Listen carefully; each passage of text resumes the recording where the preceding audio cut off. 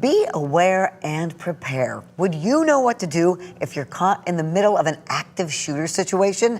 13 on your side's Nick Nelson was at a community training event tonight in Ottawa County and joins us with the answers, Nick. Yeah, Sheriff's Office Sergeant Alex DeYoung gives this presentation to schools, churches, and other organizations regularly to make sure people can protect themselves and the people around them if they're ever caught in an active shooter incident.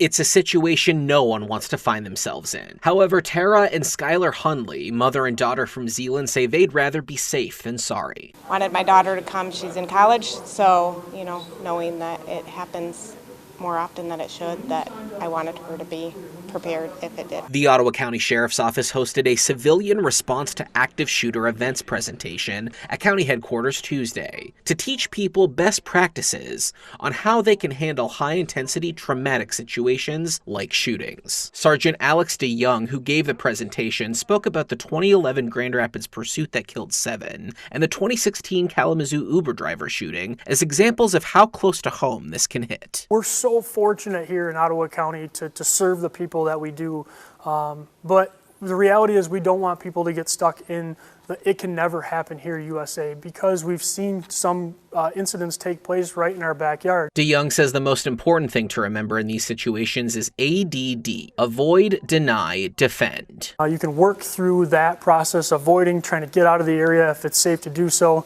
denying access to the area that you're at, to try to protect yourself, and in the event that you do have to defend yourself, preparing yourself and your mindset for that potential. DeYoung says the more civilians are prepared for the most traumatic events, the more lives can be saved. We don't want them to sit and watch what's taking place.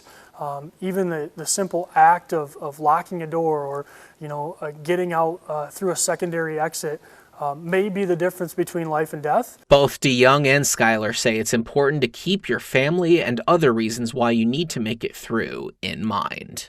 Naming your why reasoning, I think that's one of the biggest takeaways. Is like, if you are in that situation, you do have to defend yourself. What are you fighting for?